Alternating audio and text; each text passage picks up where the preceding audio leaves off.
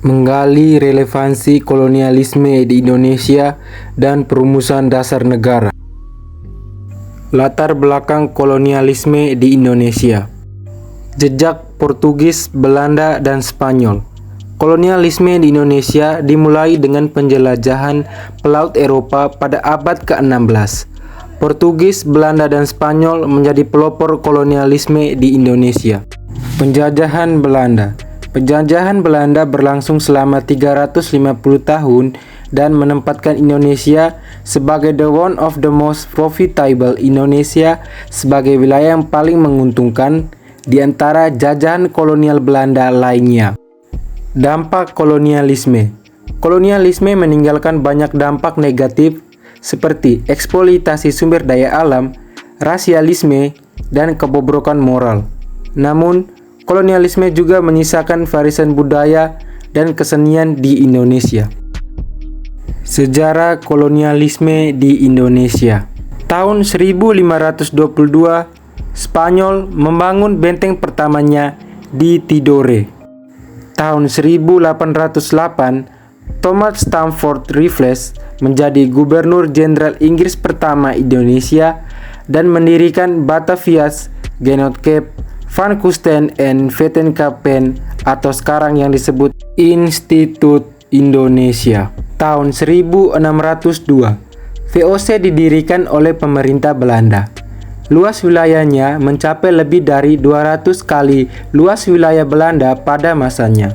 Tahun 1942 hingga tahun 1945, Jepang menguasai Indonesia hingga akhirnya melepas kekuasaannya setelah Perang Dunia Kedua berakhir.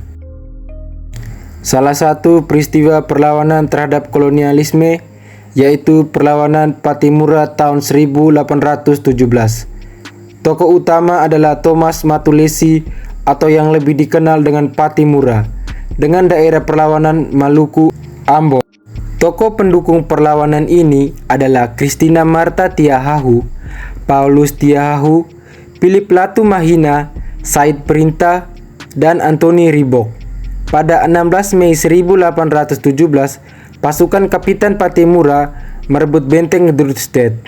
Namun, dengan pasukan Belanda yang dilengkapi perlengkapan persenjataan, bisa merebut kembali benteng Dordrecht.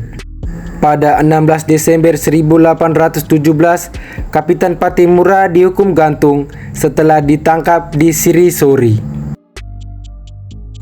Perumusan dasar negara. Pada Perang Dunia Kedua, kondisi Jepang terdesak. Mencermati situasi yang semakin terdesak tersebut, pada tanggal 1 Maret 1945, Jepang mengumumkan rencana untuk membentuk Dokuritsu Zumbi Tosakai atau yang lebih dikenal BPUPKI. Akhirnya, BPUPKI dibentuk pada 29 April 1945 yang diketuai oleh KRT Rajiman dan wakil BPUPKI adalah Ichiban Sae Yoshio dari Jepang serta Raden Panji Suroso dari Indonesia. BPUPKI melaksanakan 2 kali sidang. Sidang yang pertama tanggal 29 Mei sampai 1 Juni 1945 membahas tentang dasar negara. Sidang yang kedua tanggal 10 sampai 17 Juli 1945 membahas tentang rancangan Undang-Undang Dasar Negara. Beberapa tokoh yang menyampaikan usulan yaitu Muhammad Yamin. 1. Peri kebangsaan. 2. Peri kemanusiaan. 3. Peri ketuhanan. 4. Peri kerakyatan. 5. Kesejahteraan sosial. Mr. Supomo. 1. Persatuan. 2. Kekeluargaan. 3. Keseimbangan lahir dan batin. 4. Musyawarah. 5. Keadilan rakyat. Insinyur Soekarno. 1. Kebangsaan Indonesia. 2. Peri kemanusiaan. 3. Mufakat dan demokrasi. 4. Kesejahteraan sosial. 5. Ketuhanan yang berkebudayaan. Muhammad Hatta. 1. Aspek moral, ketuhanan yang Maha Esa. 2. Aspek sosial, kemanusiaan yang adil dan beradab. 3. Aspek politik, persatuan, demokrasi, dan keadilan sosial. Dari perumusan 4 tokoh tersebut kemudian ditampung dan dibahas serta dirumuskan oleh Panitia 9 yang dibentuk oleh BPUPKI. Panitia 9 merumuskan naskah rancangan pembukaan undang-undang yang diberi nama Piagam 9 atau Jakarta Charter pada 22 Juni 1945. Isi Piagam Jakarta yaitu ketuhanan dengan kewajiban menjalankan syariat Islam bagi pemeluknya, kemanusiaan yang adil dan beradab, persatuan Indonesia, kerakyatan yang dipimpin oleh hikmat kebijaksanaan dalam permusyawaratan atau perwakilan. Kemudian, pada sidang PPKI pada tanggal 18 Agustus 1945, ada sedikit perubahan pada sila yang pertama, yang menjadi ketuhanan yang Maha Esa, kemanusiaan yang adil dan beradab, persatuan Indonesia, kerakyatan yang dipimpin oleh hikmat dan kebijaksanaan, permusyawaratan atau perwakilan, dan keadilan sosial bagi seluruh rakyat Indonesia. Pada sidang PPKI ini, Pancasila ditetapkan sebagai ideologi bangsa. Perumusan dasar negara Indonesia dan pemahaman para pendiri bangsa tentang kemerdekaan. 1. Pancasila dan Undang-Undang Dasar 1945.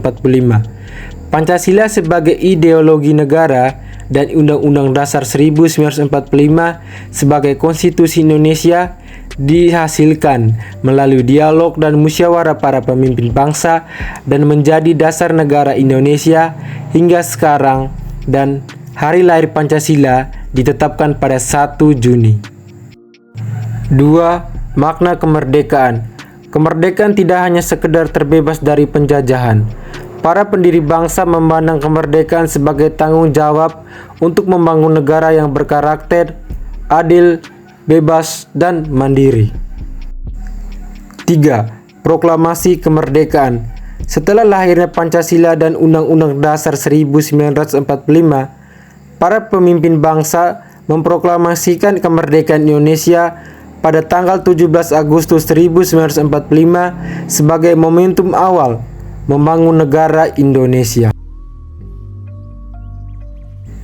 Relevansi ide pendiri bangsa dengan kondisi negara saat ini. 1. Masalah korupsi. Korupsi menjadi masalah besar di Indonesia dan para pendiri bangsa sangat menentangnya. Kita perlu meneladani semangat integritas dan tindakan pemberantasan korupsi dari para pendiri bangsa. 2. Kesenjangan sosial ekonomi. Meski telah mengalami kemajuan ekonomi, masih banyak masyarakat Indonesia yang miskin dan tertinggal. Para pendiri bangsa menyadari pentingnya persamaan sosial dalam masyarakat dan keadilan sosial, sehingga Gini rasio menjadi salah satu acuan agar masyarakat lebih merata dalam penghasilan. 3. Eksploitasi sumber daya alam oleh negara asing. Indonesia masih mengalami eksploitasi sumber daya alam oleh negara asing. Hal ini telah mengakibatkan kerugian besar bagi Indonesia di masa lalu. Fulcrum tentang keberadaan nasional di mana sumber daya alam, sumber kekayaan bangsa harus dimanfaatkan sebesar-besarnya oleh negara sendiri. Simpulan, kolonialisme memberikan dampak negatif dan positif dalam sejarah Indonesia.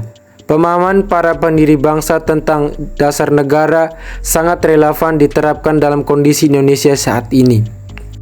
Implikasi pendidikan. Pendidikan di Indonesia harus mendorong pengenalan dan pemahaman sejarah serta nilai-nilai nasionalisme dan keadilan sosial kepada generasi muda agar terbangun kesadaran mendalam.